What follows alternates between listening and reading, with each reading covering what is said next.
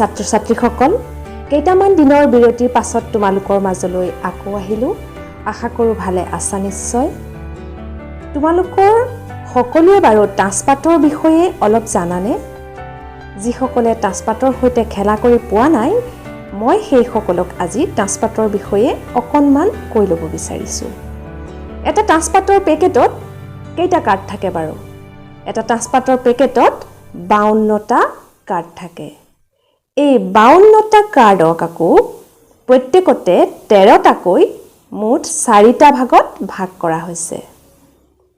প্ৰত্যেকতে 13টাকৈ থাকে 4টা ভাগ।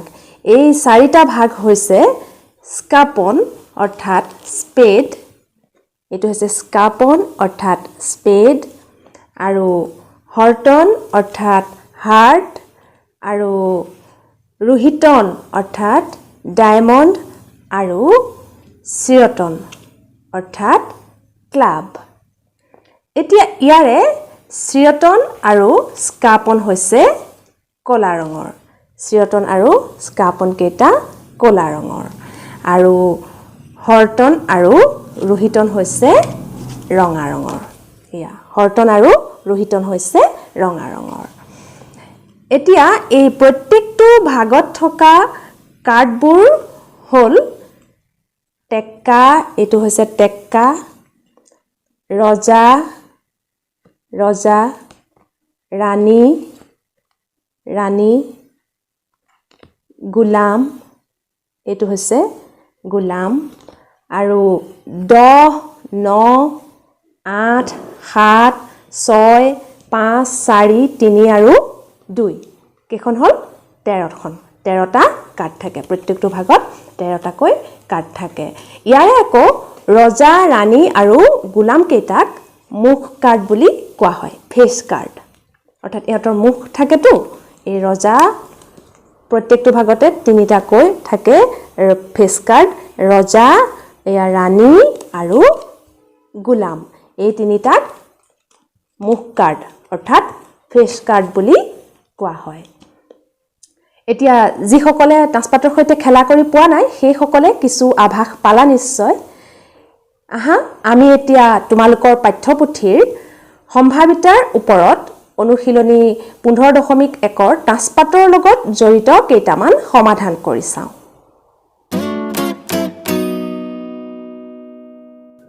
14 নম্বৰ প্ৰশ্নটো দিয়া আছে, ভালদৰে মিহলোৱা 52টা কাৰ্ড থকা এযোৰ তাঁচপাতৰ পৰা এটা কাৰ্ড টানি লোৱা হ'ল। এটা ৰঙা ৰঙৰ ৰজা, এটা মুখ কাৰ্ড, এটা ৰঙা মুখ কাৰ্ড, হৰ্টনৰ গোলাম, এটা স্কাপন, ৰোহিতনৰ ৰাণী পোৱাৰ সম্ভাৱিতা নিৰ্ণয় কৰা।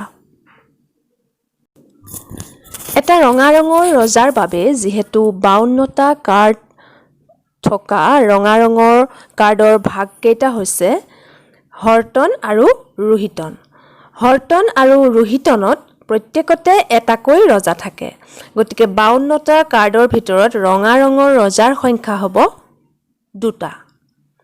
এতেকে ৰঙা ৰঙৰ ৰজাৰ কাৰ্ড পোৱাৰ সম্ভাৱিতা হ'ব 52 ভাগৰ 2 সমান 26 ভাগৰ 1।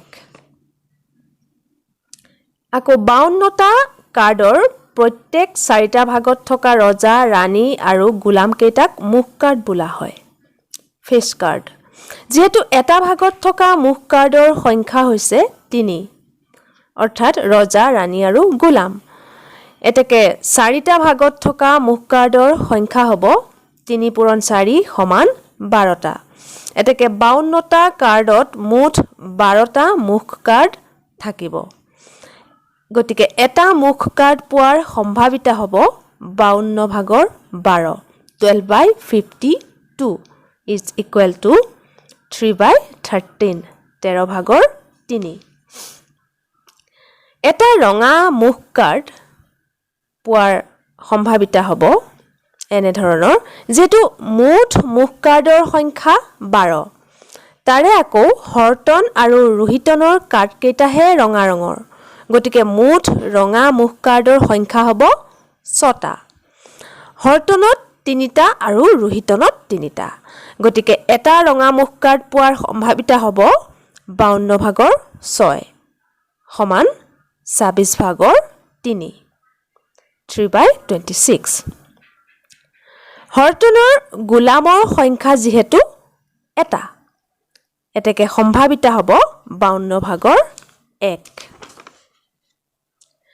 52টা কাৰ্ডত মুঠ স্কাপনৰ কাৰ্ডৰ সংখ্যা 13টা এতেকে এটা স্কাপন পোৱাৰ সম্ভাৱিতা হ'ব 52 ভাগৰ 13 সমান 4 ভাগৰ 1 ৰোহিতনৰ ৰাণীৰ সংখ্যা এটা এতেকে সম্ভাৱিতা হ'ব 52 ভাগৰ 1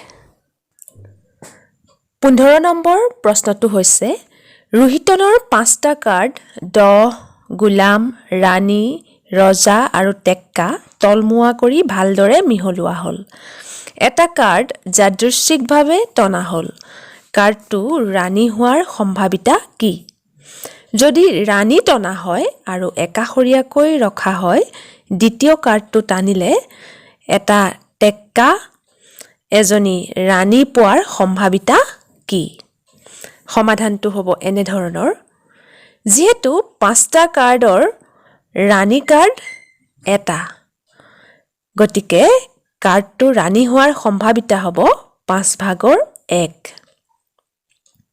ৰাণী টানি একাষৰীয়াকৈ ৰাখিলে বাকি থকা মুঠ কাৰ্ডৰ সংখ্যা হ'ব 4টা যেহেতু 5টাৰ পৰা এটা একাষৰীয়াকৈ ৰখা হ'ল তাৰে টেক্কা হৈছে এটা এতেকে এটা টেক্কা পোৱাৰ সম্ভাৱিতা হ'ব 4 ভাগৰ 1 ৰাণী কাৰ্ডটো যেহেতু একাষৰীয়াকৈ থোৱা হ'ল গতিকে বাকি থকা 4টা কাৰ্ডত ৰাণী কাৰ্ড নাথাকিব অৰ্থাৎ ৰাণী কাৰ্ডৰ সংখ্যা 0 হ'ব গতিকে ৰাণী পোৱাৰ সম্ভাৱিতা হ'ব 4 ভাগৰ 0 সমান 0